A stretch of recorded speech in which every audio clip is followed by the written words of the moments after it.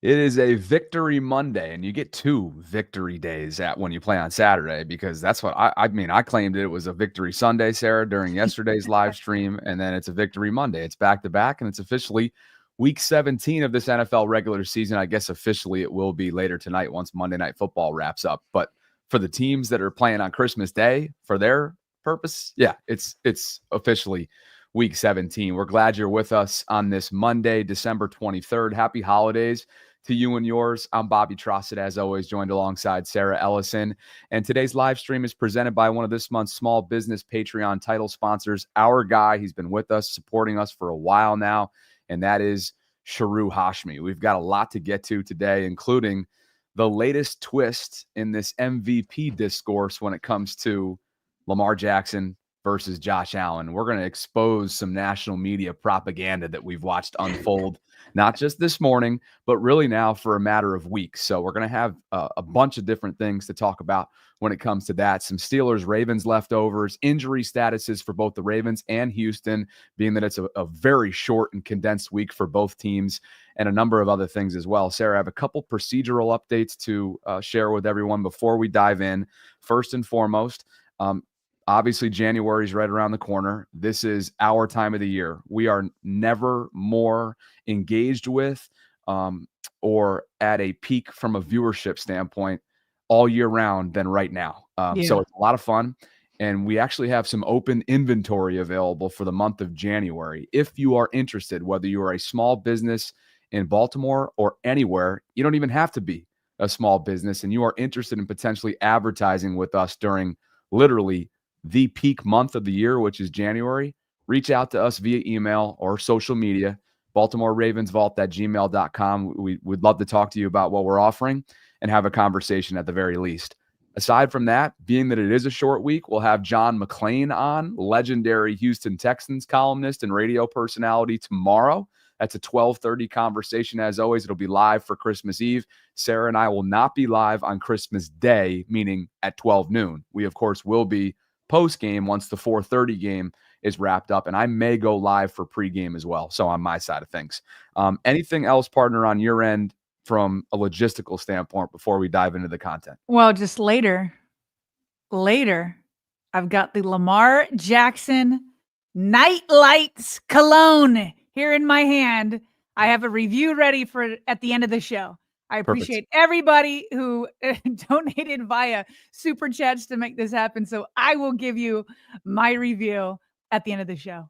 Perfect. And a couple of our shout outs as well to get this right out of the way. Q Sticks and Dreams, aka Queon down in Virginia. We appreciate you guys for the support that you give us. This is your monthly shout out because of the support that you give us, the investment that you're in on the channel. Patreon.com/RavensVault podcast. If you guys are interested in doing the same, you can see that's a pinned comment today in the live chat. So thanks, guys. And we appreciate you all for being here already. Over 1,100 of you concurrently watching. On your way in, like the video, subscribe to the channel, and hit that notification bell so you can be notified of when we're dropping our daily live content. Shall we continue the conversation surrounding Josh Allen and Lamar Jackson, Sarah? Because every single week, it seems to have a different twist, a different turn, a different level of propaganda that we're going to hit off the top right now. Oh, we're definitely going to get that. Of course, Lamar Jackson and the Ravens beating what everybody in the media was calling the Ravens' kryptonite, Lamar Jackson's kryptonite. So what do you know? Superman beats his kryptonite. Full team win. Lamar Jackson leads the way. Meanwhile, Josh Allen plays the lowly New England Patriots. Doesn't play great.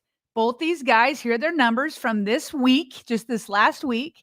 Lamar completed 15 of 23 for 207 yards with 3 touchdowns and interception. Josh Allen completed 16 of 29 for 154 with 1 touchdown and 1 interception. Josh Allen was very fortunate, Bobby, that his defense had his back because they got very little going on offense outside of running back Cook. And at one point, the Bills defense was able to force a fumble and recover it in the end zone.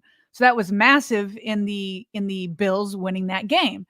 So with Lamar beating his kryptonite, having 3 touchdowns, and Josh Allen beating a lowly team with only 1 touchdown, people would have to rethink the phrasing that the MVP race was over from last week, right? Right, Rex Ryan on Get Up? Everybody was like, hey, this is Josh Allen's MVP race. But Lamar, 3 touchdown passes.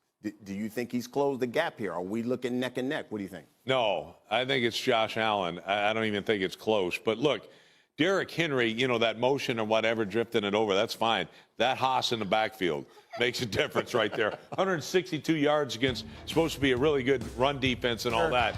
Well, I mean, that's another reason why Lamar's numbers, and I get it, they're outstanding and things like that. But here's some numbers that people forget.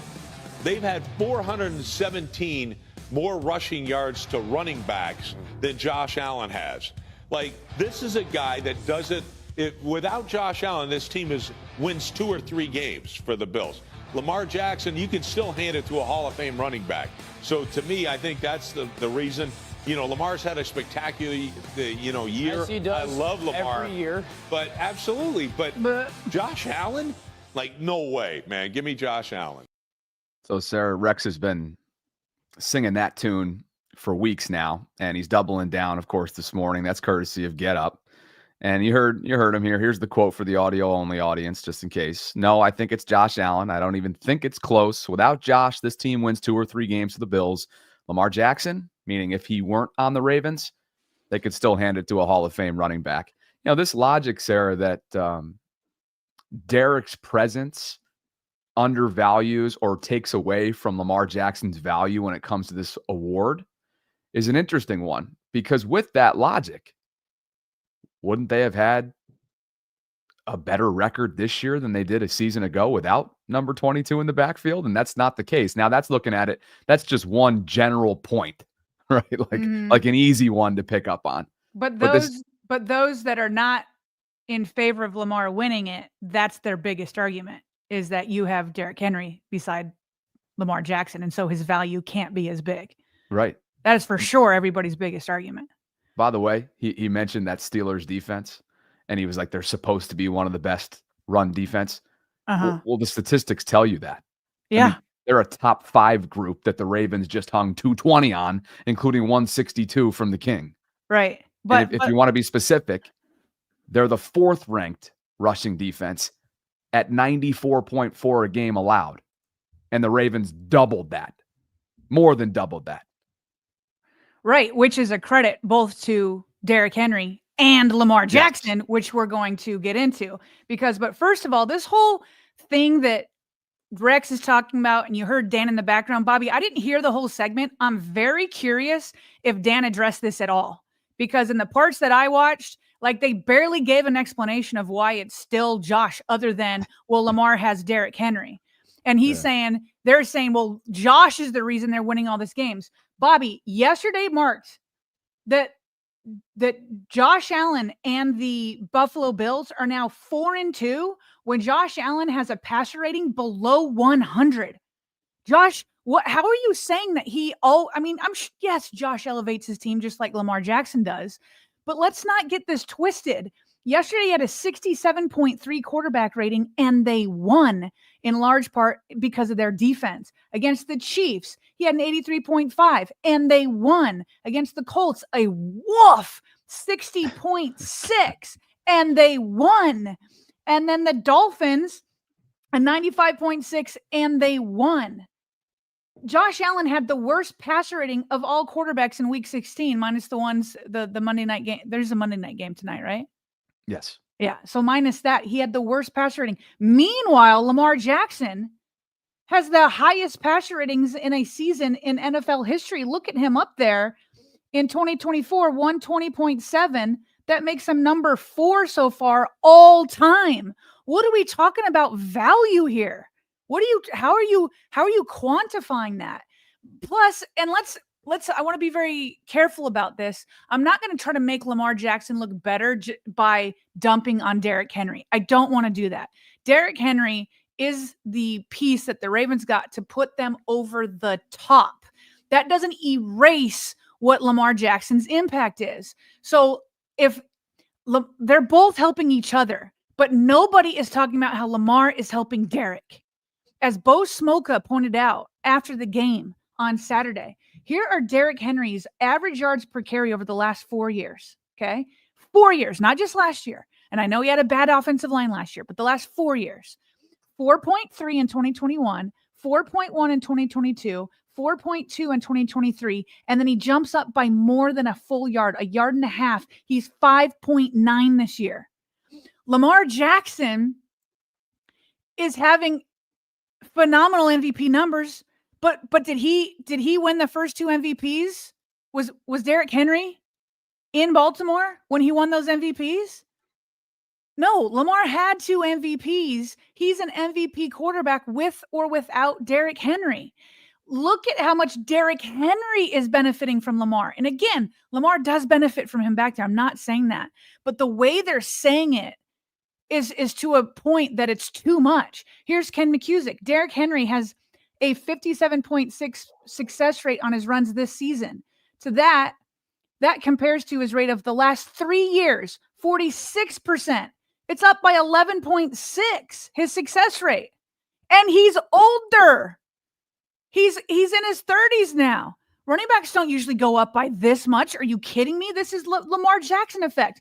The all-time career record holder, Gus Edwards, at 56.4%. So Derrick Henry's right there with Gus. Gus isn't a future Hall of Famer. And yet he's right there with Derrick Henry. It's the Lamar Jackson effect. Lamar is helping Derrick. Derrick is great. They're helping each other, but Lamar is helping Derrick more. Yeah. What I find so strange about this is that why isn't it a two-way street? It's been a one-way street in the national discourse, in that Lamar's presence, right? It's always the conversation immediately is skewed to they're not complementary of one another. It's Derrick's presence is taking away from Lamar's candidacy. Right. Well, why can't each one of their presences be a complete two-way street for one another? It's led to an incredible amount of success for not only them, but for the offense as well. And we're going to get into some metrics too throughout the show, especially in the quick hits when it comes to DVOA, performance, and overall efficiency that this offense has put. They're putting up historic kinds of numbers, and there's a ridiculous amount of balance. You saw that on Saturday. Monken was in his bag. You had a 100-yard receiver who hit the 1,000-yard threshold. You had a 150-plus yard back. You had a quarterback who threw 3 passing touchdowns. I mean, you had guys that were involved in all aspects, and for whatever reason, Derrick's presence in some national discourse conversations is taking away from Lamar's candidacy. Former NFL cornerback Logan Ryan with the Patriots did that as well on CBS. Listen to this. The most valuable player, and it's value, not the best player week to week. Lamar had a better week than this, so it's the value to the team. If you take Lamar Jackson off the Ravens, they might win 8 games just because of Derrick Henry. Right, they have a good win 8. But I'm just saying, like, Derrick Henry is the biggest reason why Lamar doesn't seem as valuable as Josh Allen. They're both great. They're 2 of the greatest players on the planet. I played them both. They're monsters. But what Josh Allen's value to the Bills, if you take him off of the Bills, they're much worse than what the Ravens are without Lamar Jackson. His value to the Bills, he looks like he's in Monstar mode out there when he plays. I mean, it's unbelievable what he's doing. And Lamar Jackson's a freak, and he might be tougher to play against, in my opinion. But what Josh Allen's level this year to the Bills, I didn't have the Bills making the playoffs. I had the Jets. Right? I had the Jets winning that division. Did you? We were all wrong. I didn't. I thought the Dolphins. Right. So what he's doing to the Bills, elevating this level, we all knew what the Ravens were going to be because of the addition of them. And that is not trying to knock Lamar. It's hard. I don't want to make a point and knock a guy. Yeah. But he's great. Value, I think that if I had to choose, Josh Allen has more value to his team. So, Sarah, it's a shame that it's not just on ESPN either. That's on CBS. Mm-hmm. It's a shame that Derrick's presence is taking away from Lamar's overall picture, but it's not vice versa in these conversations. Correct. If that were to be, if they really want to roll with that, then it should be both ways. They should keep that energy for looking at both players and the significance that their value is for their team, not just taking away from Lamar's because of Derrick's. In that logic, both should be taking away from each other's candidacy, and that has not been the case in what we've watched. Right. I think that's the point. Like, to me, it's like it's fair to be like, okay, who has better teammates, and that could point out your value. I think that's fair. But James Cook is like No slouch. Right. He's no No slouch. slouch. He had 100 yards yesterday. He had 100 yards and a touchdown, and was he involved in the added. passing game as well. Yeah, exactly. I was going to say he had 3 receptions for 26 yards and another touchdown. Okay. So to your point, like look at both sides of it, and look at how Josh Allen has had those passer ratings below 100, and yet they're 4-2 in those games. So, and let's just have a laugh with some of this though. Like this, I don't buy as much into, but it is kind of funny. Oops, that's not quite where I want to be yet. Okay. So yesterday, Q's not happy, by the way, about the national discourse, and he's letting everybody know in the chat. What's up, Q? What's up, Q?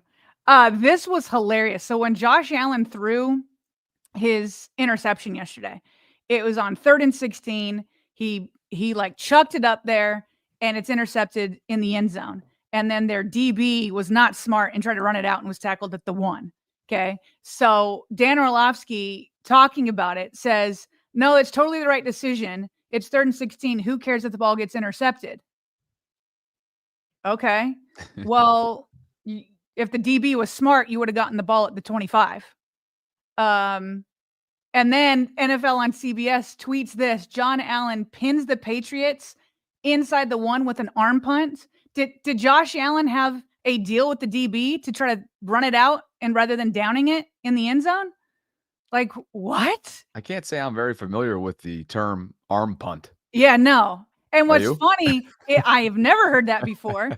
And when I tell you that CBS, the comments in that was not just Ravens fans. It was like they're like, the Chiefs fans are like, this is the propaganda that people think Mahomes gets, but it's actually Allen. And like, I mean, it wasn't just Ravens fans pushing back on that.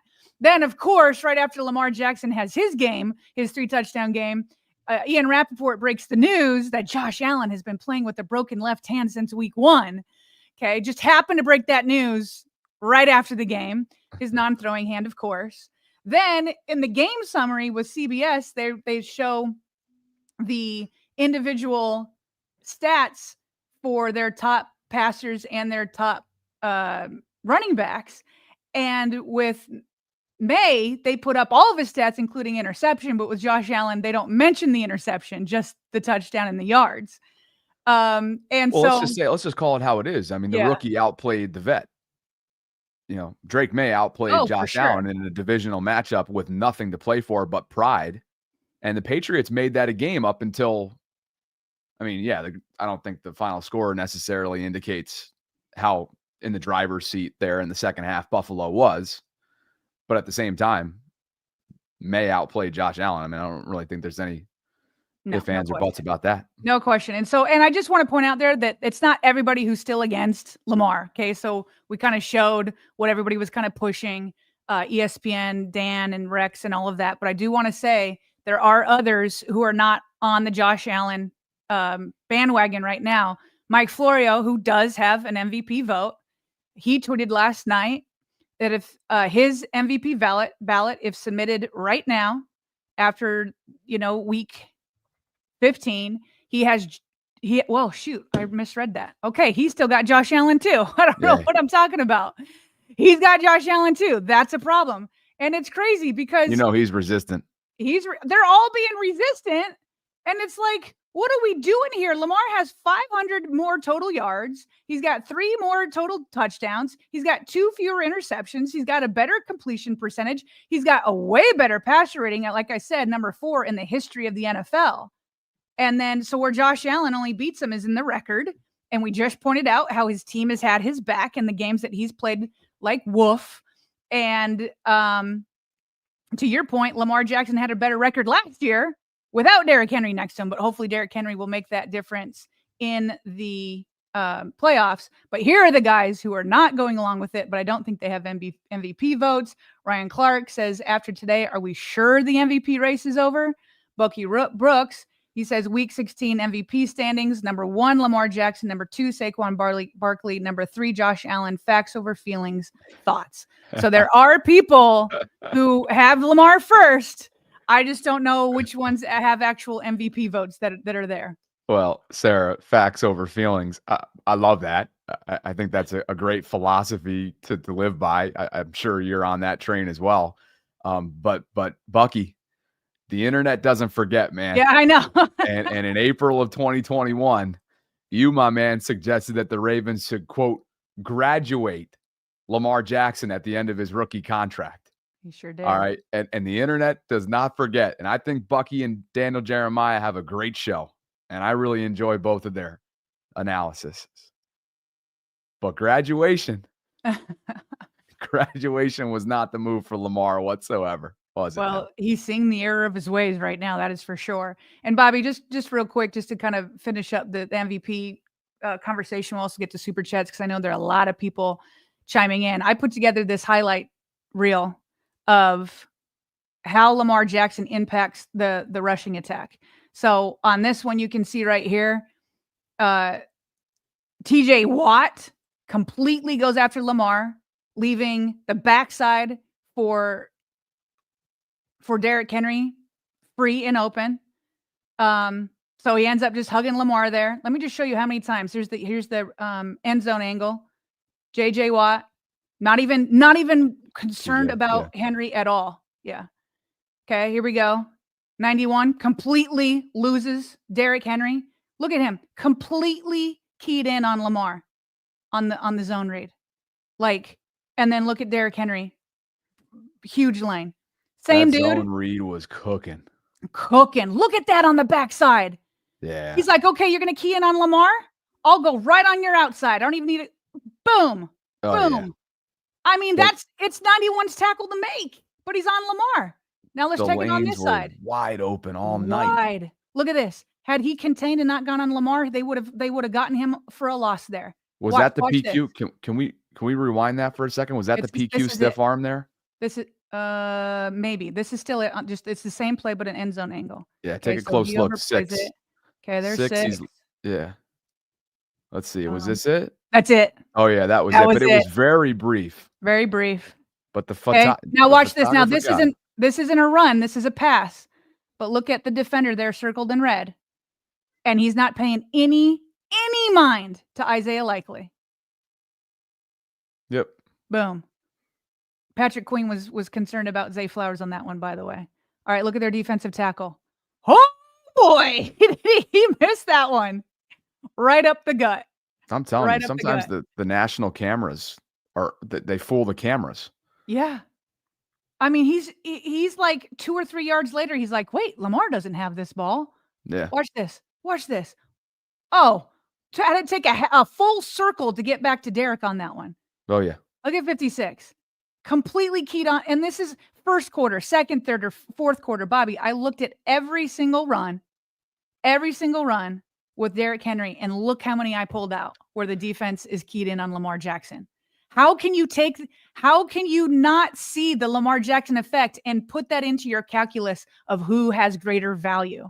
It's just, it really feels like because people declared it over in week 15 and then all these other things and then they don't even really explain in a good terms why it's Josh Allen over Lamar. Even Lamar's got the better stats. We're showing you the value of Lamar. We're showing you that he was number 1 in QB index betrayal index. We're showing you how he's helping Derrick Henry's numbers after the last 4 years. Like you can see it in value. You can see it in stats. You can see that the Ravens are closing in on the number 3 seed.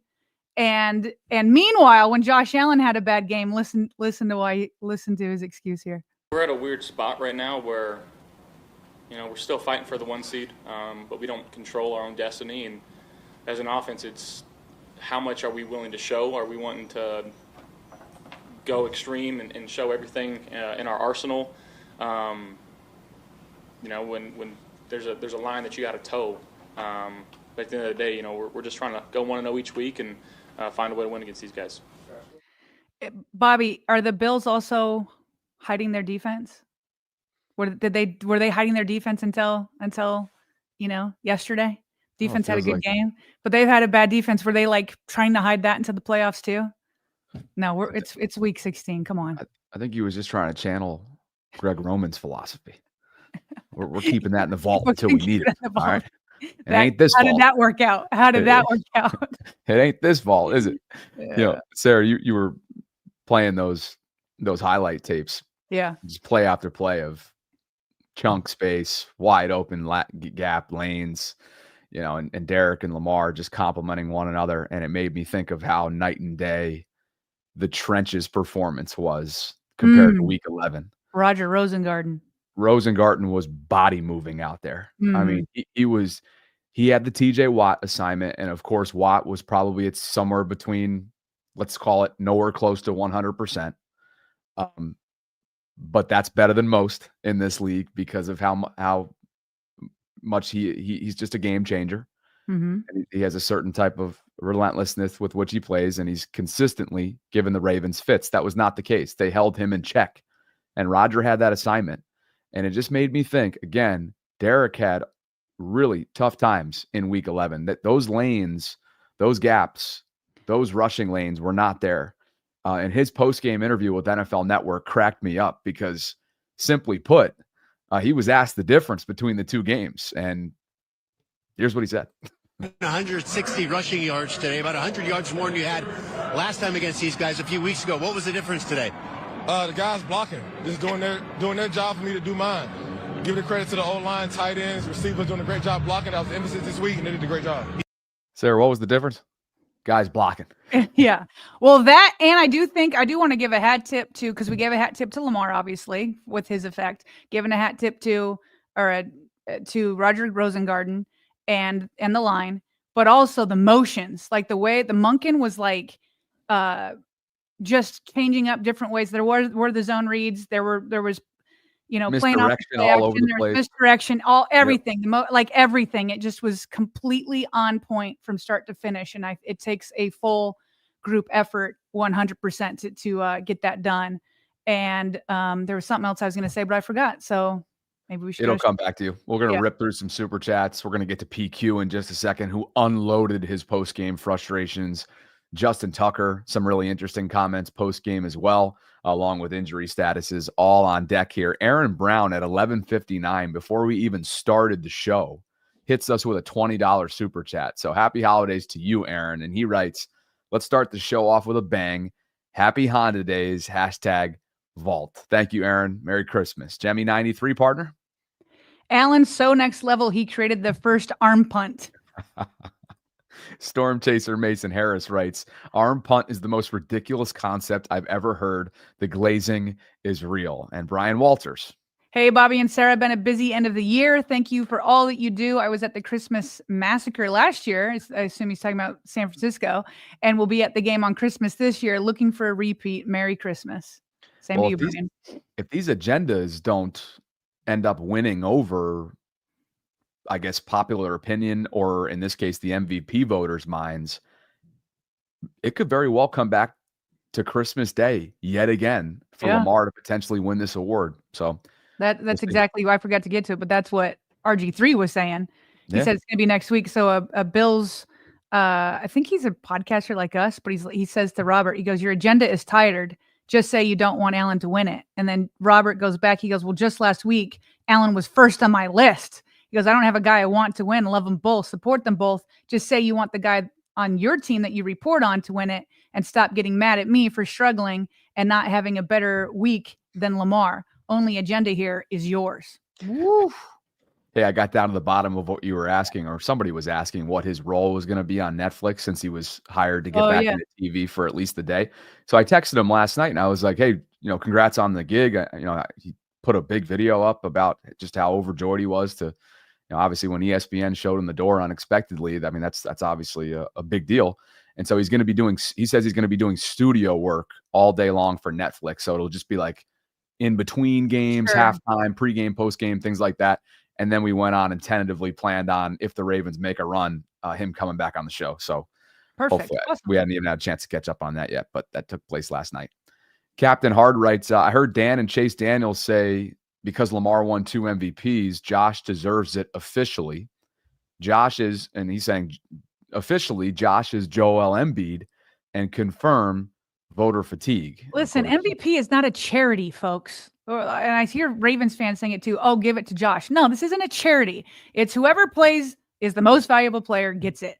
So not doing that. But you know what's unfortunate, though, and completely out of our control, is that it seems as if from a national perspective, the award has become both narrative and agenda driven.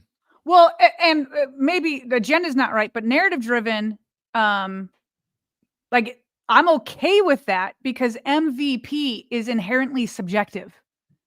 Like if it were objective, they would just say, okay, we're going to give it to the quarterback that has, or the running back, whoever has the best stats on the team that won the most games. So it is inherently subjective, and that's why people can talk about it ad nauseum, including us, because it's subjective. Now, agenda I don't like, but the subjectivity allows for narrative to be in there.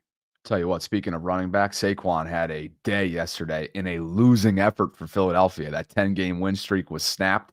And Jaden Daniels, I think you can pretty much, if there's an award that you can absolutely wrap up in a bow, right, and just give it out right now, it's the offensive rookie of the year, and that is Jaden Daniels for my money. This dude is unflappable, and the future. He is one of the future pieces of this league. I thought Bo Nix was giving him a run for his money for a minute, but Jaden Daniels put an exclamation point on it yesterday. Up until about 2 weeks ago, I thought so too. Now, Denver's still very much in the postseason race, but Washington just improved. I mean, 10-5. The last time they had 10 wins, you got to go back and look at that. I have no idea when that was. And it's in a first year of a completely new organizational tilt, both front office wise and coaching wise. So anyway, Megalodon writes, with Rex's logic, why didn't the Titans win? Yeah, I was going to say Titans. What was their record last year? Their record last year was 6-11. And how did it result? Mike Vrabel was fired. Derrick Henry, they refused to pay him, and obviously their offensive line was among the worst league-wide, as you referenced earlier. And I guarantee you, if you flipped Lamar and Derrick Henry on teams, Lamar would have gotten them way above 6-11. He would have made them a playoff team. Probably. Just yeah. OG Pearled. Woo-wee, dummy! CBS erasing 17 interceptions is nasty. Oh, number 17's interceptions is nasty. Also, why is ESPN discrediting LJ because of 22 when last year they pushed Purdy and CMC for MVP? SMH, hashtag nasty work. That was actually my argument against Purdy, is I thought they made him better. But Lamar just took them all out in one fell swoop on Christmas night. San Francisco, by the way, if you guys have felt like there's a lot of noise about your team this year, or you want Harbaugh gone, or you wanted Zach gone earlier in the year, how'd you like to be in San Francisco right now? The 49ers are out of the postseason race. Everybody wants Shanahan gone. They have to pay Brock Purdy or not. Lot going on out there right now in 49ers land. Jemmy93 writes, I'll be honest, done with MVP talks for Lamar because all the, quote, hype of Josh, but the bending over backwards for Josh is beyond infuriating. F the media. Ooh. Phil Black, partner. Brady pointed out during the game how Pittsburgh clearly planned to not let Lamar beat them with his legs, which created huge lanes for Henry. That's exactly right. And Truth Bearer. Hey, me and the GOAT, Tom Brady, are just seeing the same things. I just put out the film. We're just on the same page here. Tom's the man. Everybody gets all over him online just because of his broadcasting style. I think he's a breath of fresh air. And I thought he was raw early on. But he seems to be really coming into his own. Now, granted, we don't watch the 4:30 Fox slate every single week, but I enjoyed him this past weekend. An MVP snub will only add to Lamar's legend. Remember, Barkley and Malone got MVPs over Jordan? MVP will be part of lore when Lamar has 5+ as the GOAT. Gerald Jackson, Sarah. Media wants any and every reason to vote Allen instead of just being honest and saying they're tired of voting for Lamar. Bills have a cakewalk division. Gerald reminding me that he was the homage winner from a week ago, which also reminds me to remind you guys that no Wednesday homage live stream, obviously because of Christmas Day. That will be moved to this Friday, the 27th. So looking forward to that. Lindsay says, it's insane how much Lamar's talent always gets undermined. I truthfully can't see it ever changing, even with a Super Bowl. There are still going to be people making excuses for his success. Thor out in Iceland. Media is running an MVP campaign for Josh Allen. Captain Hard, this is weird and disgusting. The propaganda. Do we not have morals in the sports media? It's so obvious they want Josh to win it. I've never seen this. Dreams. Queon, excuse me. The first year Josh Allen doesn't have Diggs, now they holding it against Lamar because he has Henry. But Allen got a vote last season with Diggs. How many excuses are they going to give Allen? Juju Shaw, thank you for the super chat. The Comic Den writes, if you want some sweet fan art pinups, my buddy Chris Rao has a few LJ8 pieces on his Etsy page. It's at Chris Rao Art. Ignore all the Kansas City stuff. LOL. Adama hits us with a super chat, and Abdul, partner. If voter fatigue is a thing for Lamar, keep the same energy with ref fatigue to win championships for the Chiefs and glaze fatigue with the Bills. Glazing is funny. That seems like that's a word that's really hot right now. Captain Hard writes, I can't stop talking about this. Is this like the third or fourth super chat that we got from Captain? Captain Hard has things that he needs to get off his chest. I can't stop talking about this. I just never seen anything like this. This actually might be an NFL script to make Josh the face after he wins an MVP and AD. If Chiefs lose Thursday, Bengals will be 7 seed. Chiefs lose Thursday. Oh. Okay. Things are shaping up for the Bengals. They obviously beat Cleveland yesterday. Jameis Winston is now QB3, Sarah. He has been demoted. Dorian Thompson-Robinson is their quarterback who likely will see the Ravens in the regular season finale. But the Bengals are in a position where they continue to win, and it's an outside chance. But you get the sense that they're starting to kind of put things together. I know the opponents haven't exactly been stiff. 12K Tay says, whoa, or woo-wee is the Bible, Sarah. Come on. Wait, I think he got me on that one. Is it? I do remember reading things where it says like woe unto you, which is like a warning. 12K. And it's spelled W-O-E. Uh-oh. Oh, I think he got me. I think I may have to retire woo-wee. I'm just saying, though, when people are putting the E's forever, I'm going to pronounce it that way. But a regular woe? Of course. Okay. Robert says, Bills have the 7th easiest schedule this year. Ravens have the 3rd hardest. Lamar's playing a lot better than Allen. There's no debate. And Deanna finishes us up, Sarah. Lamar's talent gets undermined so bad, winning the Super Bowl won't be enough for the media to finally give him his flowers. Thanks, Deanna.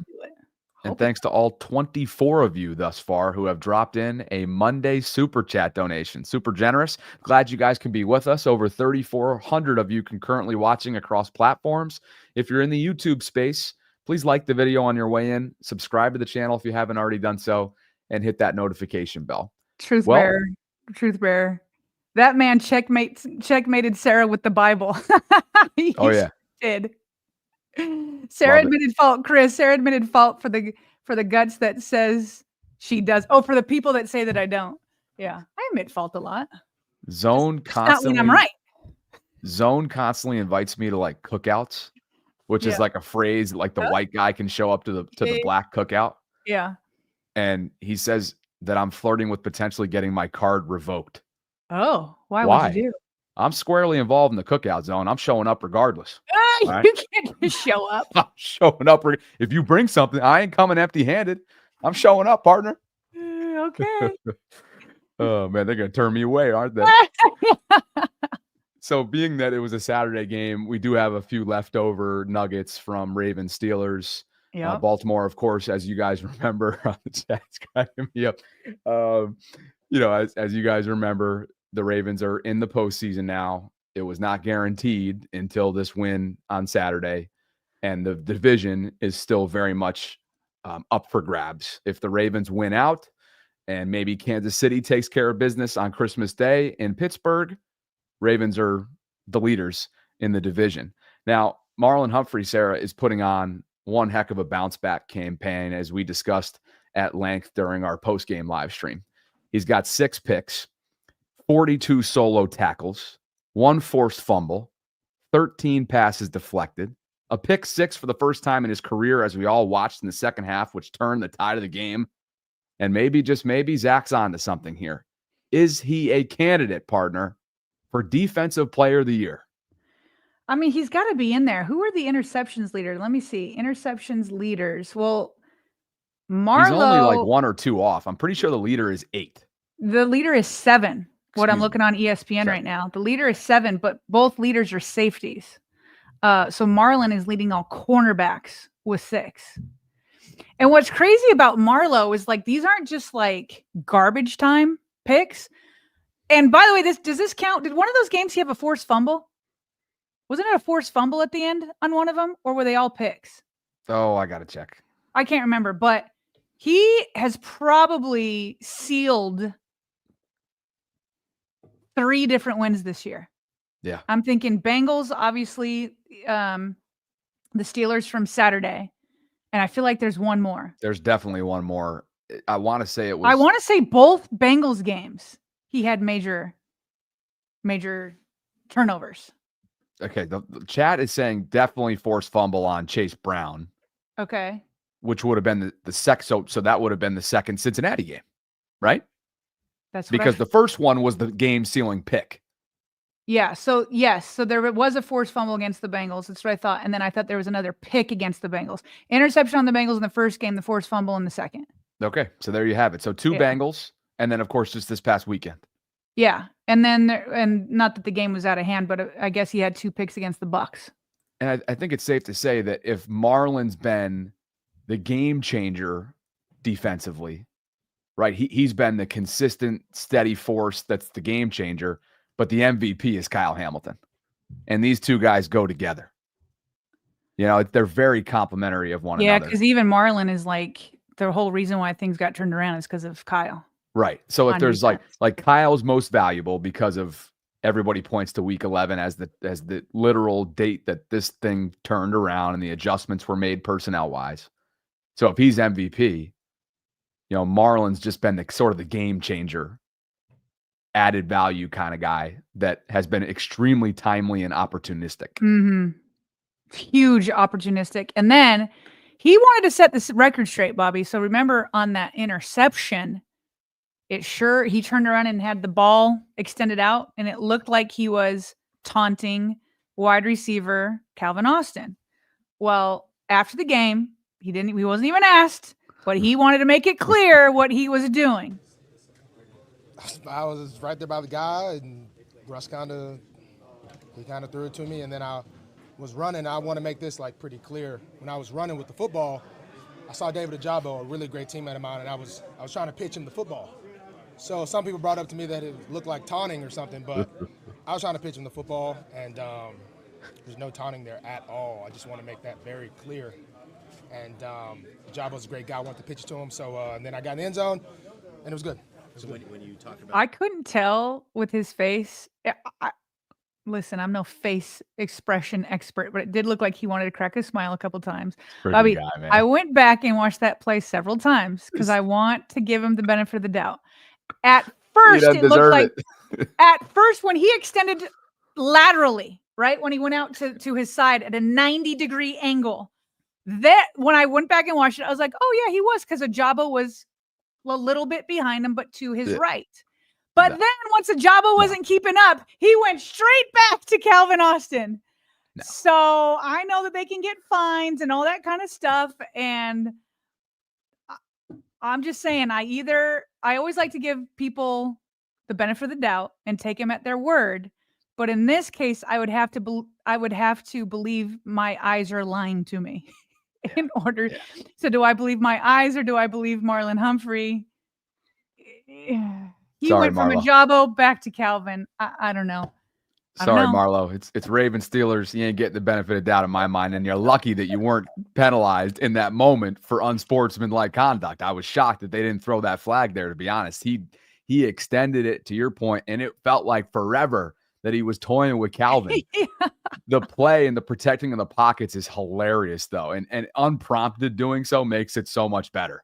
Nobody asked him about it. He went there, which is the exhibit A for why he's guilty. Okay. You weren't asked about it. You went there yourself. I found that to be highly entertaining. So more nuggets. I appreciate the effort. He's got a new son. He's got a family to take care of. He's not trying to waste money on fines. Next time, keep the ball high and tight until you get into the end zone.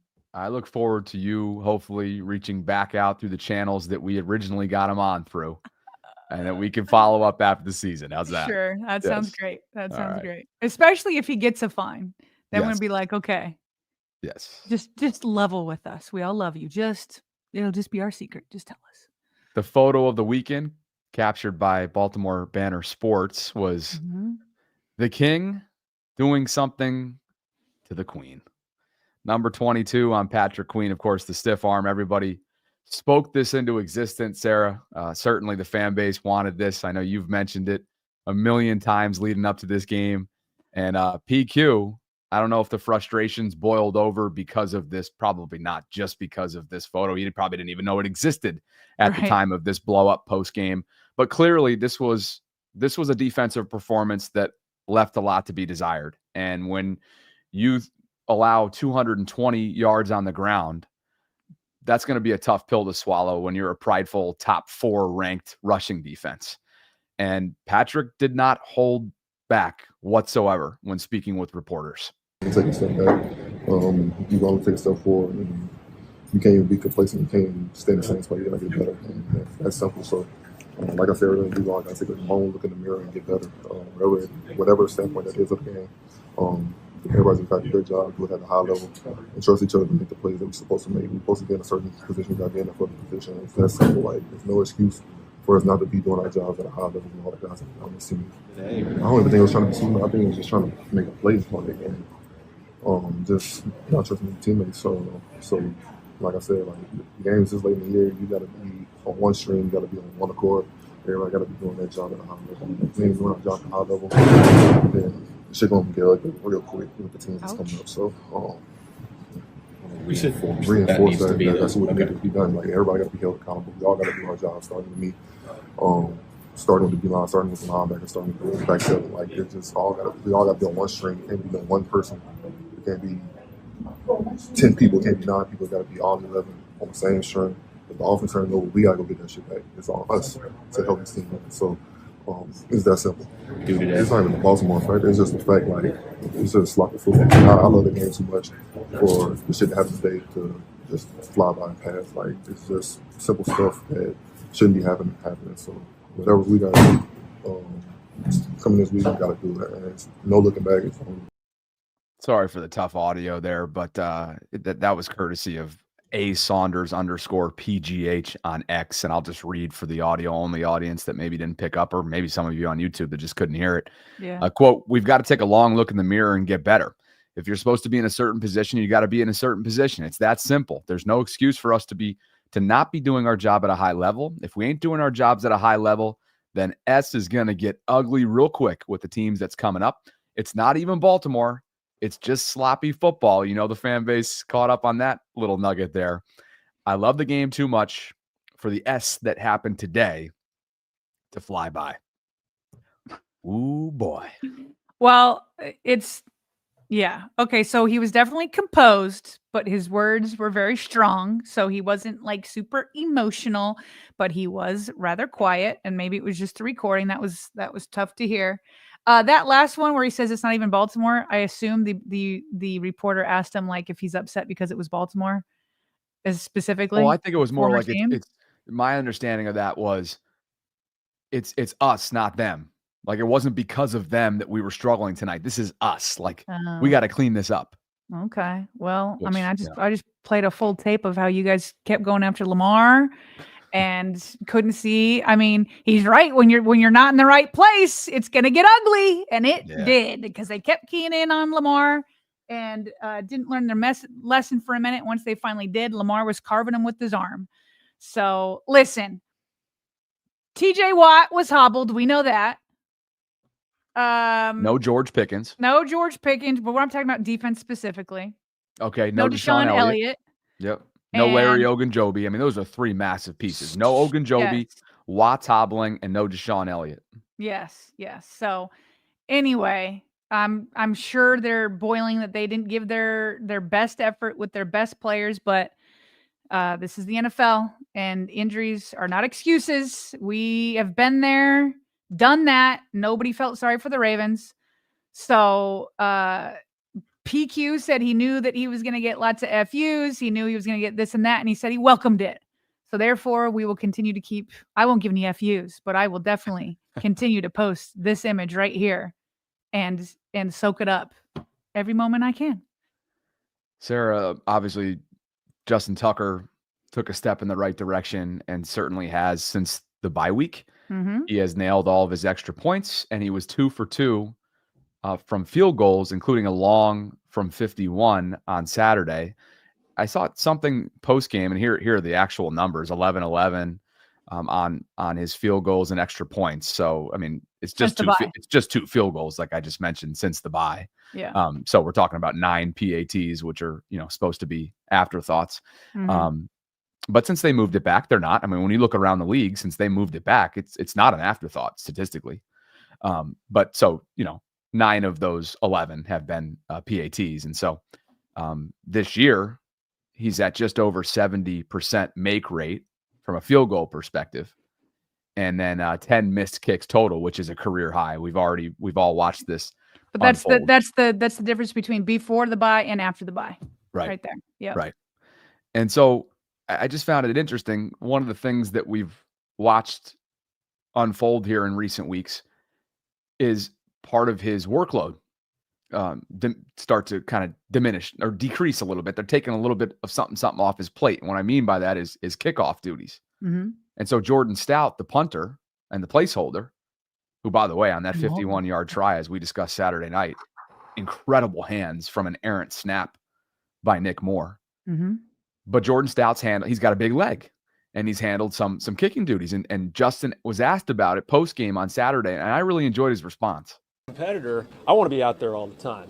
And I think everybody around me knows that, starting with Harbs and Randy and Chris and Sam and Jordan and Nick. But at the exact same time, Jordan's got a cannon for a leg. So, if there's a time where it's going to be tougher to drive the ball and get the distance, like for example, today, like the Jordan had the one kickoff that sailed out of the back of the end zone, going to the right of our bench into a pretty significant headwind. And do I feel like I could do that? Like, yeah, I'd probably be able to connect on the ball like 1 out of every 5 to 7 of them and get it to travel like that. But Jordan does have this ability to hammer the ball. So, if that gives us the best opportunity to spot the ball on the 30-yard line, then I'm all for it. Like I want as much as I want to be out there for every single play. I'd play quarterback if they let me, but I think that job is pretty much taken. I think that one's pretty much spoken for. But just as a competitor, I want to be out there for every single rep possible. But as a teammate, I want to see us succeed. As a Raven, I want to see the Ravens win, and that's what's important to me. It's pretty easy to say this coming off like a 51-yard, make, and you're 2 for 2, and it's a big win over the rival. But for whatever it's worth, he seems like he's in a great headspace. His morale seems boosted coming off the bye. Oh, definitely. So he Justin always says the right things. Like anytime he's at a press conference, he always says the right things. He did the same thing here. I'm a competitor. I want to be out there, but I have to put the team first. And he's got a bigger leg right now. He's younger, all that kind of stuff. So but what I liked is that he told the joke in there, and it's like that Justin Tucker that we're used to with that, confidence. That story from McCoy when he was like, Justin Tucker went out and tried to like take the game over and throw a ball, right? And he like faked a field goal without even getting permission to do so. Now he's like, I'd love to go out there and play quarterback. So that's what I like to see, is that his mood is back up, which brings me to what Karita Parks reported yesterday. She was standing in the hallway at the Ravens facility waiting for practice to end. And she says, I hear some singing. She turns around, and who is it? Justin Tucker. She said, I forgot he's a musician, can confirm he sounds good, and is obviously in a good mood. So the fact that he even can tell a joke that I want to be a quarterback, that he can show that confidence again, that he can, be singing at Ravens practice, this is the Justin Tucker we need back. Let's get the Justin Tucker that's bigger than, these kicks and overcomes it, because the Ravens are going to need that in January. I was going to say, it's hard to overstate the significance of some small little signs here of a potential turnaround, because you can't make a run deep in January without a kicker that, is lights out. There's going to be field goal games for sure. Absolutely.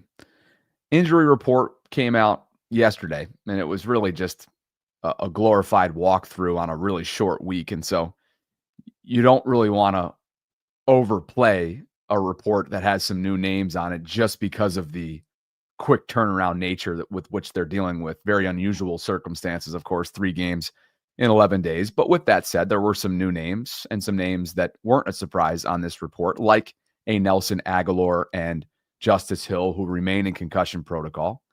Jalen Armour-Davis continues to deal with a hamstring. Bo Braid was a new name. The undrafted rookie out of Maryland popped up with a shoulder. He was limited. Daniel Fa'alele with a knee. He was a DNP, as were Zay Flowers, Tyler Linderbaum, and Tre'Davious White. Tre'Davious, not a surprise, Sarah. He was banged up in that game. You could just tell with the shoulder. Tyler Linderbaum popped up with a back, and then Zay with a shoulder. What'd you make of this? Well, there's some context here from Jeff Zrebeck, who went to the presser. There was a small presser with Harbaugh yesterday. Harbaugh said that he's optimistic that both Zay and Daniel Fa'alele will play. He also said Keaton Mitchell will be ready to go because I do not anticipate Justice Hill coming back. So with Keaton there to fill in for Justice Hill, and then knowing that Linderbaum and Zay and Fa'alele is optimistic to play, it's that Zay Flowers one that I'm really looking at, and obviously Tre'Davious White. Yeah, I'm looking at that Tre'Davious one too, just because he looked like he was in some pain walking off the field there. Right. So they'll have practice again very soon, or they may have already started. I don't know if they have any practice reports yet. Anything out there? Not yet. So nothing yet. So definitely. So want to keep an eye on Flowers and White. Everybody else is kind of as expected, and also wouldn't surprise me if there were DNPs again today, because this week when you're going from Saturday to Wednesday, it's like, I know I'm going to be able to go Wednesday, but let's rest it up, So wouldn't surprise me if, plenty of guys got the day off that are dealing with anything. Just so everyone's aware. And do they have to give a designation today, Bobby? I believe so. Yeah. I believe so. So we're going to know who's questionable and doubtful and all that. Later So today 1:40, just so everyone knows, 1:40 is practice. And then 3:30, Harbaugh, Lamar, and company hit the podium. So that's what's coming up today. As far as Houston is concerned, from their injury report, because again, they're also doing this schedule, 3 games in 11 days. And of course, Tank Dell, after that very, very serious kneecap injury, he is not going to be available for them. I believe he was hospitalized that night, so hopefully he's doing all right.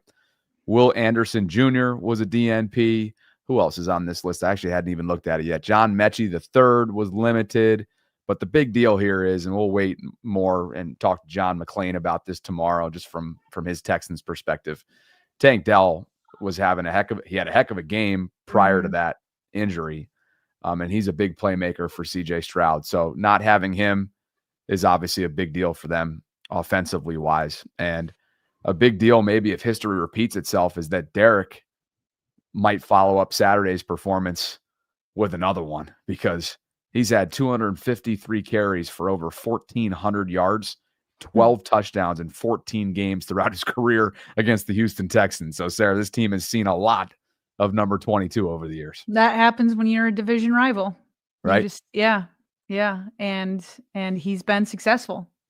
So, yeah, let's follow that up. Aaron Schatz has seen a lot of the Ravens in his number compiling this year. He's the creator of DVOA.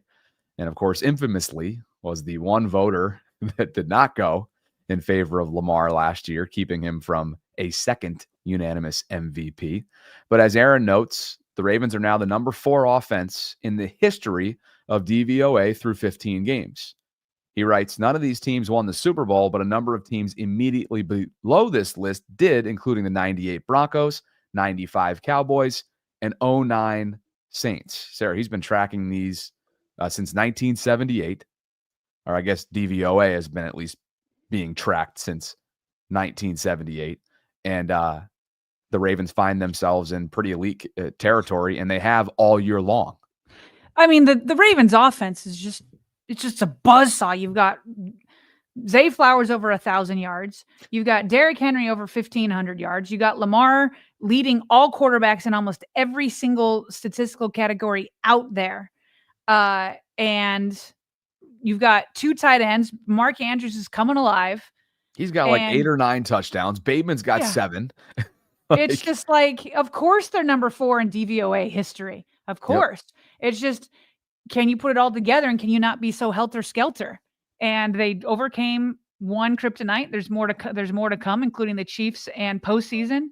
But man, here's what I just feel like is underestimated by beating the Steelers is that the formula the Steelers have been using didn't work. Yep. It didn't work. It was like anybody but Lamar beat us. And then so by focusing on him and then him having a legitimate running mate with Derrick Henry and Zay Flowers making huge catches and Isaiah Likely and Mark Andrews, it was like you can't use your formula against us. And so the only guy that has had better luck is shoot, why am I forgetting his name? Chiefs defensive coordinator. He used to be in Baltimore. Spags. Yeah. That'll be the next test. Yep. And so, but those are some lovely numbers, and and the defense is coming together. And so I like the Ravens' chances here sitting here a couple days before Christmas. Peaking at the right time. Highest graded Ravens, PFF grades, week 16. Lamar leads the way, 90.2. Kyle Hamilton, 90 flat. The King, 82.4. Zay, 81.6. And KVN, who hit the double-digit category for the first time in his career in sacks, 80.3. Finds his way. And he did let everybody know, that cameraman for Fox, just follow around KVN if you want the content. What about the defensive MVP? At least my defensive MVP. You go with this because this is your slide. Go ahead. Oh, man. How about it? I mean, Kyle Hamilton snaps by alignment. That's going to be the next graphic that I'll show you in just a second. But week 10 was right around when they benched Marcus Williams. And of course, Eddie Jackson, they waived him not long after, moved Kyle and Ardarius to the back end. Ben Solak's like, look, his impact and coverage cannot be overstated. The EPA is going in the right direction. You look at all the numbers, the big plays allowed, so on and so forth. Just everything's trending in the right direction for this team defensively since week 10, week 11. Typically, like week 11 is what we look at because that was the Steelers game, and that's where they just, they lost in an 18-16 effort with not one touchdown allowed. But look at this alignment-wise, and I'll go big screen. Like this right here is why Kyle Hamilton is the ultimate unicorn. His snaps by alignment changed significantly, and now so your red line is after week 10. Yeah. Okay. Like Kyle's usage was all over the map, and it's not that it hasn't been at times since, but he was all over the map the first 10 weeks. Look at safety. He was there anywhere from a fifth to a third of the time. Yeah. And now it's like 2/3 of the time. Yeah. Yeah. Right. So again, he's just a do-it-all guy. He was absolutely worthy. Anybody who tells you that he wasn't worthy of the Ravens selecting him at the 14th overall pick a few years ago. Yeah. That's just laughable. Everybody wanted to, get all over the Ravens then. They're certainly quiet now. And this dude, Zach Orr talked about it preseason, that they have defensive player of the year aspirations for this guy. And through 3 years almost for him, I don't think that's that far-fetched at all. This is the number that, right here from Seth. I mean, that's crazy. Ravens EPA allowed per drop back rank, weeks 1 through 9, 28th, weeks 10 through 16, first. Yep. That is bananas. Yep. That is bananas to go from 28th to first through those changes right there. Woo. Circle week 11. If they go to where they want to go this year, you will not be able to not talk about week 11 and the significance of what that turnaround marked for this team this year. Absolutely. Absolutely. Meanwhile, Kyle Hamilton was asked about the quick turnaround from Saturday to Wednesday. He says it's a physical challenge. You have to play it. It's a part of the business, so he's not making a big deal about it. I thought there was another one, but Karita Parks had mentioned that all the guys that she talked to in the locker room yesterday, nobody complaining. It's like they acknowledge the physical toll, but they're not feeling sorry for themselves, which is the mentality you have to have because the Houston Texans and the Chiefs and the Steelers are all in the same position. Now you can complain to the NFL that they're putting the players through it, but right now they know that right now is not the time to complain, and they're just all eyes on Houston, trying to get healthy, like no feeling sorry for themselves whatsoever. After Karita Parks talked to everybody in the locker room.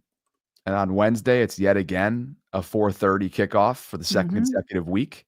That is Christmas afternoon at NRG Stadium. Beyonce will be performing at halftime, and it'll be white on black threads. Nate Wiggins shows it off in this graphic put forth by the Ravens social media accounts.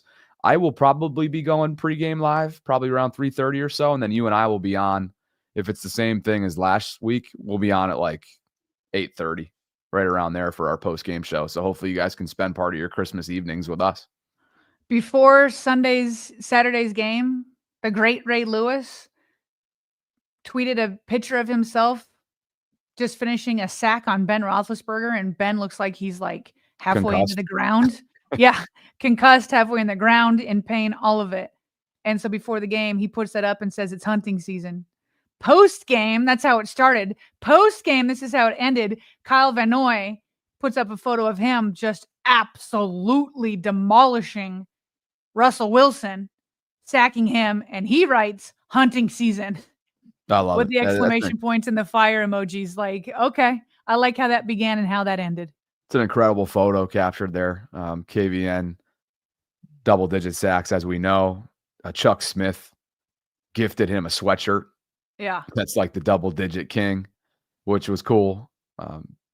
Chuck has, I think, if there's one thing that cannot be overstated, it's Chuck Smith's, aka Dr. Rush's, immediate impact that he's had since he was hired over the last couple of years on that department. I mean, this was a defense that had the trifecta a year ago, as we all know, in terms of points allowed, sacks, and takeaways, leading the entire league in that. And now they're a top 5 sack getting team as well. You love and that. you've got Dr. a guy Rush. You love him. Dr. Rush. Like, he's anytime a real we talk about guy. a sack, you're like right to Dr. Rush. I am, yeah, because you know what? It was a non-traditional hire. Like, he didn't have any formal coaching experience. Now, that doesn't take away from what his role has and the significance of who he is in the community. I mean, he literally puts on the pass rush summit with Von Miller every single year. Like, he's extremely well regarded, and he's a former player himself. But I think Harbaugh going in that direction, it just is paid dividends. And in 2 years, you're seeing the fruits of that labor from a decision-making standpoint. So a lot of people have tagged us, Bobby, on a shot that the broadcast cameras got on Todd Monken. I put one up here because this is one of many people that tagged us, wanted to get our attention of it. I saw it live. I'm not a lip reader. I'm no professional lip reader, but we'll play it here. This is after Lamar Jackson's interception where he was targeting Rashad Bateman. Rashad pulls up, but Lamar thinks he's going to keep going. And so Lamar throws it. That's how the interception happens. Lamar chalked it up to a miscommunication. You read the lips here and you tell me what you think Monken is saying as that interception is going down. Yeah, so for the audio only audience, it's just Todd in the booth. So and let's he's do that yelling. Again. Should we go big screen here? Concentrate. Well, I guess Yeah. I'll make my own screen big. This is the biggest it's going to go. Okay, here we go. All right, hit it. Now, it looks like what people have interpreted it as, and this is not gospel. I'm sure Todd Monken will be asked. Well, Todd Monken isn't going to be in front of the media today. It looks like he's saying, "What are you doing? Bait. What's Rashad doing?" That's what people are interpreting it as. Yeah. So I don't think that's far off. I think this it was definitely on looks Bateman. like he's yelling at Bateman. Yeah, I think it was on Bateman. Bait. What is Rashad doing? It looks like he's saying bait. What is Rashad doing? Yeah. Yep. So, hey, it goes down as an interception, unfortunately, for Lamar. But you can look at every single one of them so far this year. And by the way, there's no other quarterback aside from Aaron Rodgers who has that amount of touchdown passes in 1 year combined with that few amount of interceptions. And in 2021, it was Aaron. And guess what? In 2021, he was the league MVP. So All four of them. Interceptions are obviously a statistic that you need, like many other statistics, you need a lot of context on. And we'll certainly make sure that we continue to remind everybody what those contextual pieces are for his 4 picks this year. Ray Lewis put out a tweet, also more Ray Lewis tweets. He did the eyeball emoji and tagging Ardarius Washington, which meant a lot to AD. He put quote retweeted it full circle and put up a photo of him and the GOAT. And so he tweeted a couple times about Ray Lewis because, Ray had noticed him. So just the continued fairy tale story for Ardarius Washington is going on this year. And I hope it never ends for him. I'm very happy for him. It's hard not to love everything he's about and how far he's come and how he continues to be a key piece to this defensive puzzle for Zach Orr. Some more super chats and also your cologne review. Would you like to do that first? No, you can do super chats. Randon says, I love Lamar as the champs better. # manifested NRG. AD, Sarah. My predictions: 1, Chiefs; 2, Bills versus number 7 Bengals; 3, Ravens versus 6 Chargers; 4, Texans versus 5 Steelers; divisional 1, Chiefs versus Bengals. Oh, he has the Bengals beating the Bills, which didn't they just beat them? Then the 2. I got to go back and look. Yeah, I'm pretty sure that's when Allen's MVP odds went up in a loss. I'm pretty sure that was it. And then he's got number 2, Ravens versus 5 Steelers. So he's got the Steelers beating the Texans, which wouldn't be crazy. Bills schedule beat New England this past weekend, beat Detroit, lost to the Rams. Oh, it was the Rams. So Rams. Yeah. Okay, my They bad. have Cincinnati was not on their schedule this year. Oh, okay. So if they meet up in the postseason, it'll be the first time. Let's see. What else do we have here? Dreams, a.k.a. Queon. Mahomes has 3 Super Bowls. Lamar has 2 MVPs. Media desperately wants Allen to have something else to glaze over him about when they debate on these shows. Mike Walker, Sarah. Marlo was rubbing it in. Lamar MVP. Q-Dog writes, Marlo is not going to give up his first pick 6. A coach probably said something to him about not getting penalized. Rave Kingdom. Oh, Lord Fa'alele. # Ben Cleveland. He's still pushing the agenda. Adam Legend writes, I don't know if it was mentioned, but over the weekend it was said that PQ was, quote, never a Raven because he didn't beat the Steelers. He did in 2022, so he is a Raven. He beat him in 2022. I'd have to go back and look. So, yeah. Anyway, Well, we'll trust you, Adam. You keep reading the super chats. You're going to go look? All right. Yeah. Dave wanted to cycle. Mr. David Cure, good to see you, my friend. He says, I'm late, but I'm here for it. We're glad you're here, as always.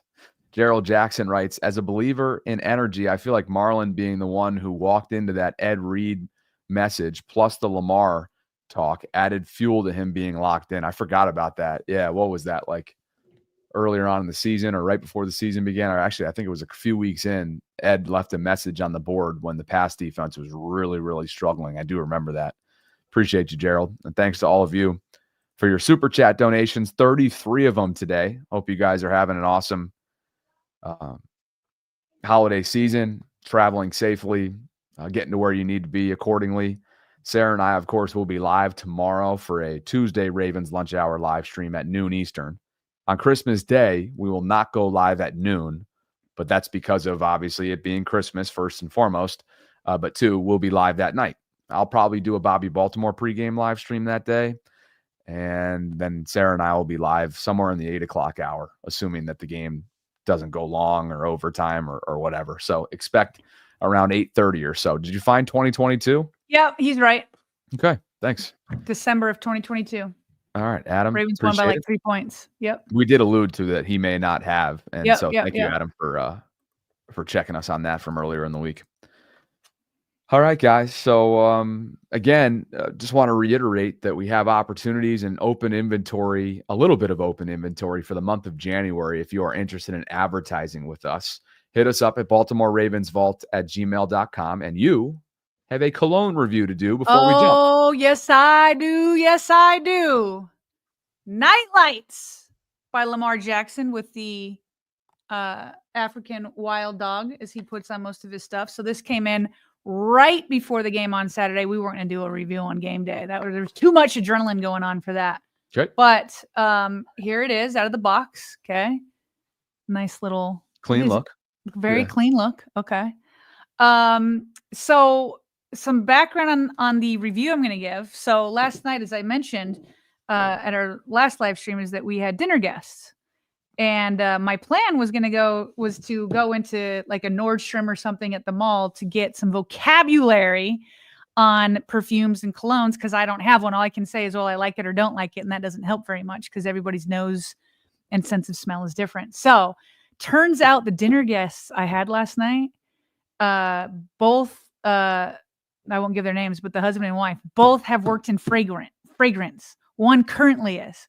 So when I tell you my whole house, there's probably about 11 of us sniffing. Like I put them on cards, we put them on skin, like we were letting it soak in, all that kind of stuff.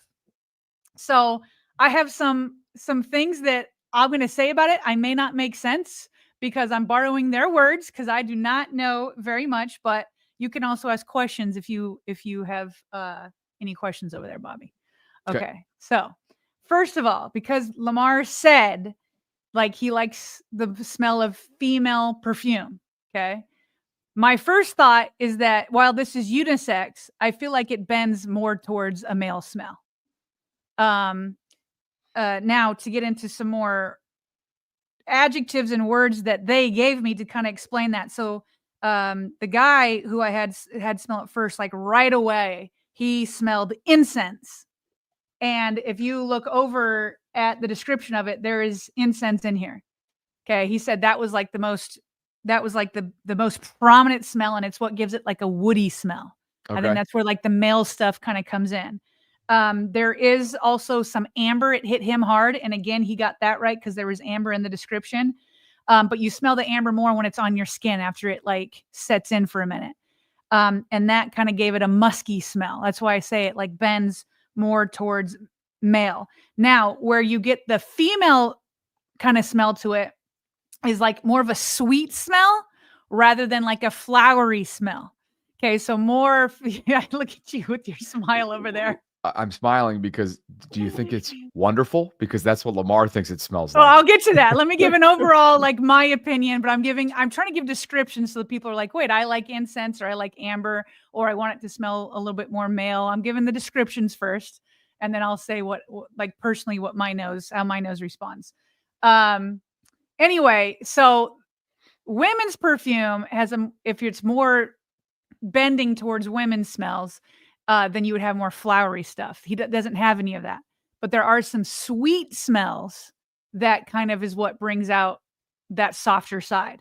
So you can definitely smell, hold on, let me make sure I got this right here. Mandarin and papyrus. So they felt like they smelt the papyrus quite a bit. Also, you can smell some cinnamon in it.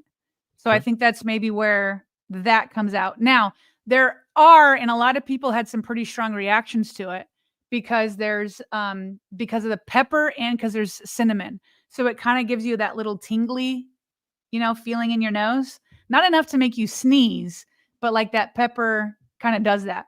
Now, to me, when it smells best is when it's already settled into your skin. So I don't like the initial smells.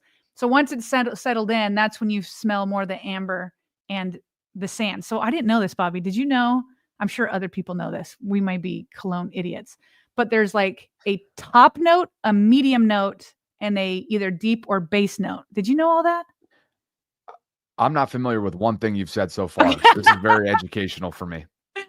Okay, well, apparently the top note is what you smell first, but it also is what kind of leaves first. Then there's the medium note that you feel pretty strongly, but then the deep note or the bass note is what lingers the longest with your skin. So to me, that's why it smells the best once all the top note and the medium note has gone. Did you guys know this? I'm looking in the I'm not seeing anybody saying they know what that means. Okay. D-Rod's like, Sarah, does it smell good? Yeah. I'm getting to that. So there were, let's see, 6 people in my family, then 4 people in their family. So there were 10 of us that tried it. Okay. Love Good sample Lamar. size. Good sample Everybody size. it's a pretty good sample size. Love Lamar. Everybody's got a different sense of smell. There was nobody among the 10 of us that said, yes, I would buy that. Holy crap. Yeah. Wow. Yeah. Really? Yeah. Like, You're I would self-inclu- say that I probably, okay, my 6-year-old daughter liked it the most. The adults had the strongest reaction where they were like a little taken aback. I was more in the middle. Like, if like I was asking everybody to kind of give their like do they like it on a scale from 1 to 10? I think the highest was from me. My daughter gave it like an 8. Of the adults, I gave it the highest. I gave it about a 6, and there were a few ones in there. And there was a few there were a few that had really strong reactions where like windows were being opened up. So, but for me, again, there is a strong initial reaction, but for me, the reason why I give it a 6 is like once it settles into my skin, I felt that softer side and I was like, okay, it's pretty good. Okay. So because of that, we had this idea. Maybe we'll do this on another day. I didn't want this to sit in my house because I don't think anybody's going to wear it. Okay. It's clearly. So I thought we could do a hashtag day. And it doesn't even have to be a super chat because everybody already like put a bunch, but I just want to have our software randomly select who I could send this to. Okay. And then if you don't like it, you can pay it forward to somebody else. But I Okay. just don't want this to like sit in my house and nobody, enjoy it. Okay. So maybe someday this week we'll do that and send this off to somebody. We should just do it on Friday with the giveaway. Yeah. Now, but listen, I just want to reiterate, everybody's got different senses of smell. So what didn't work for the people here, it worked for my daughter. And I would wear it, but because my husband wasn't in love, I won't wear it because how I smell matters to him and that matters to me. So Yep. maybe somebody else will enjoy it. I think we tack it on. Can we tack it on with this week's winner? So not only do you get your t-shirt of choice, but you get Lamar's cologne as well. Well, those are coming from 2 different places. Because one will come from Homage. But I feel like we should give a separate winner. Give more people a bite at the apple. Yeah. Whatever you want. Yeah. Whatever you want. I like that you gave and everybody that was involved, regardless of whether or not they were Ravens fans or not, in that group of 10, everybody looked at this objectively. So salute on that. Good stuff. Yeah. Yeah. Well, Good stuff. and I would like to know if whoever we send it to, we would like their review. Dre Dog says, fellas, if you want to stand out, please get a signature fragrance. Remember, only 1 in 5 men wear cologne. You all speaking my language right now. What up, Dre?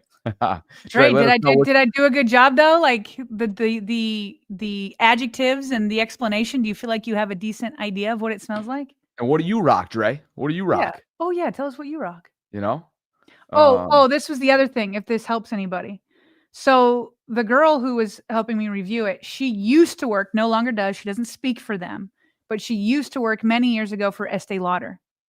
Oh, yeah. Okay. Nice. She felt it reminded her of Estee Lauder Youth Dew from 1953. Wow. Okay. Dave says, send it to Josh Allen and his punt interception. Dre says you did a good job on your review. Yeah. And everybody's loving this. Lots of people want it. That's why we got to have we'll do a All right, hashtag day. We'll do a hashtag I love day. it. Love it. I look forward to that. Appreciate the Yeah. review. And thanks all of you guys for hanging out. Still over 3,700 of you joining us. So very great audience. Hopefully that continues into this week because we have a lot planned for you, including 12:30 tomorrow. John McClain will help us take a look at the Houston Texans. Just a second ago, not a surprise, but Tank Dell has officially suffered a dislocated knee, according to D'Amico Ryans, their head coach. That includes tearing his ACL and other damage. He's going to have surgery and is out for the rest of the year, obviously, and has a long road ahead. So prayers up there for Tank Dell. And obviously from a Ravens perspective, that's one less playmaker that they're going to have to deal with defensively when they go up against CJ Stroud and company. So the schedule for, this is, okay, today's Monday. Okay. So Monday, practice is at 1:40. That's why we haven't gotten any reports yet. And then John Harbaugh, Lamar Jackson, and others will speak at 3:30 today. Yep. And Q-Dog says, that's a good question. Yep, go ahead. The question is, if a man was wearing it, would it attract you? I don't think so, but I wouldn't be repelled by it either, especially once it sets in. But Sure. yeah, I wouldn't be like, "Ooh, you smell great," but I also wouldn't be like, "Ugh, get me away." All right, Q-Dog, there's your That's answer. just me, though. That's just me. Appreciate you guys. Have an awesome rest of your day. Sarah and I will be back in under 23 hours for a 12 noon Tuesday Ravens Lunch Hour live stream. Thanks to Sharu for being this month's Small Business Patreon title sponsor. Thanks to all of you for hanging out. And we will catch up with you tomorrow, if not before. For Sarah Ellison, I'm Bobby Trossett signing off. And as always, thanks for spending some time with us here inside the vault.